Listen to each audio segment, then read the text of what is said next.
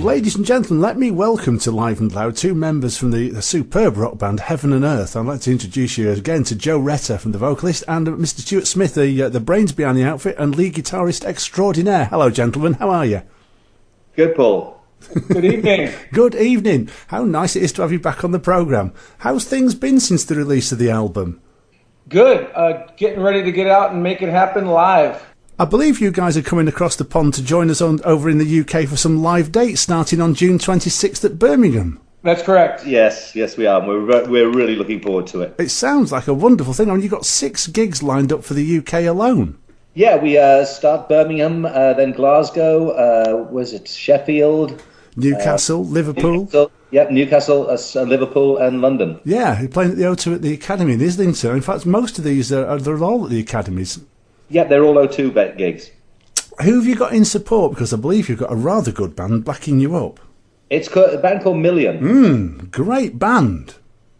They in fact, this tour, I mean, we've been wanting to come over for a while. Right. But, it's people say, oh, come on over, but it's not that easy. You have to be sort of invited by a promoter.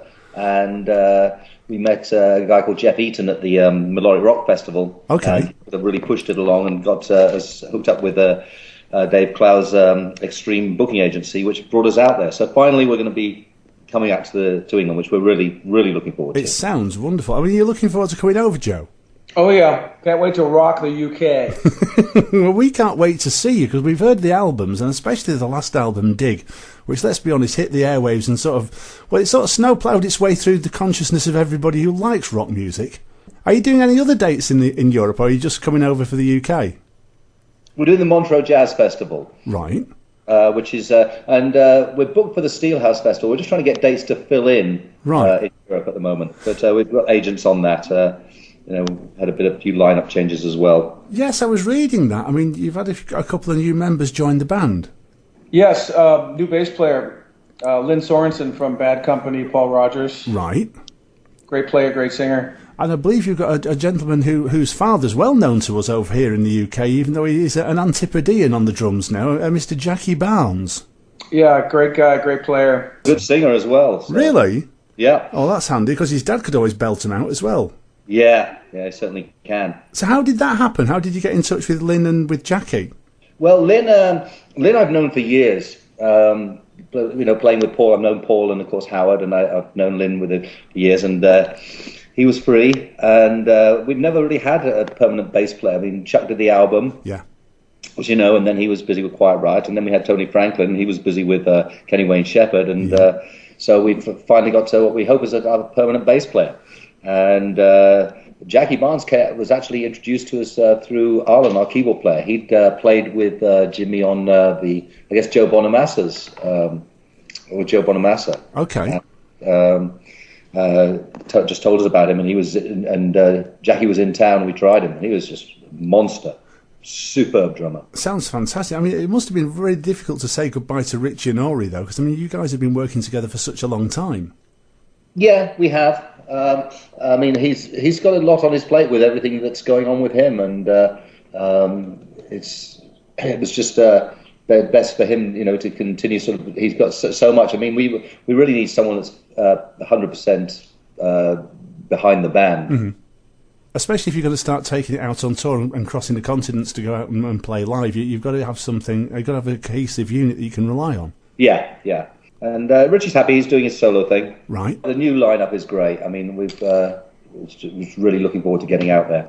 I mean, I must admit, I'm really excited to see you guys live. Having seen the previous lineup, admittedly only on YouTube. I mean, how impressive are you guys playing live? I mean, you expect a few duff notes and a few changes in tempo and what have you to make sure that people can hit notes and what have you. But that doesn't happen with Heaven and Earth. You guys are playing it on the money, on the key, and in time. One would hope. Yeah.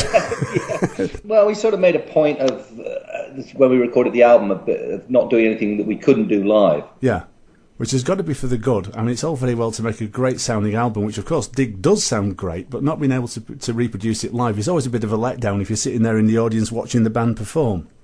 Yeah, well, I mean, in this day and age, a lot of stuff in the studio is done with like Pro Tools and this kind of thing. So it's when that, and they can do wonders with it. So when they get out, a lot of the younger bands can't pull it off live. Yeah, exactly. Or you see them playing with lots of backing tracks. Yeah. Which is something that can be a bit off-putting when you're watching a singer sing and he steps back to the microphone and lo and behold his voice is still coming out of the PA and you're sitting there going, "What? How did that happen then?" Yeah, there'll be no auto-tune on stage. Well, yeah. I would never accuse you guys of having to need it, to be perfectly honest, because I mean your background as musically is second to none. Well, we've got a good bunch of players. Yeah, absolutely. What I'm looking forward to in actually seeing you guys perform on stage is to see all these songs, these wonderful, wonderful songs that you've got, particularly on Dig, performed live. Yeah, we've done them already, and it works well. I mean, we have a great time doing it as well. They're fun songs to play. Yeah, I've got to say, listening to Joe's voice live, and when I've seen the videos of you doing Victorious or No Money No Love live, you don't miss a beat. It's like rock and roll used to be. That's cool. I'm more comfortable on a stage than in a studio any day. Right. I mean, is that because you get things back from the audience? It's easier for me live sometimes. I don't have to think about it. I just, I feel like a cannonball sometimes. You're basically going with the emotion while you're on the stage. Yeah. I mean, what's it like standing? I mean, having never experienced it and never ever going to be able to experience it, what's it like putting your foot on that monitor and singing to the audience and hearing them singing back at you? How does that actually feel? That feels good. That hopefully that will happen with Heaven and Earth someday when they know our tunes. I'm sure we can sort that out for you when you get over to the UK. I'm sure. I experienced that a lot singing with Sweet, right? Because people in the audience know every word to every song. And that's always a blast. But not quite the same as your own songs, rather than somebody else's.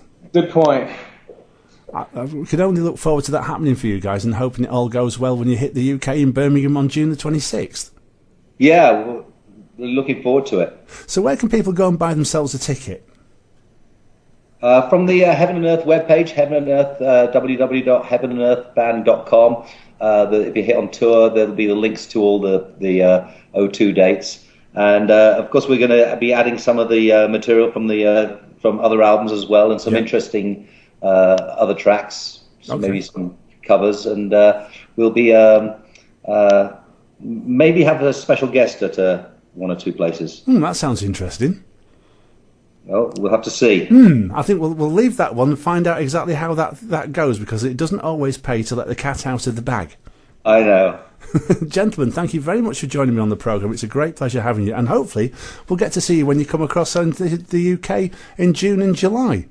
Thanks, Paul. Appreciate your time, man. Yeah, we're really looking forward to it. Are we going to see you at some of the shows? I hope so. Yes, I'm hoping to see you in London. Great. Let's play Man and Machine. Cool.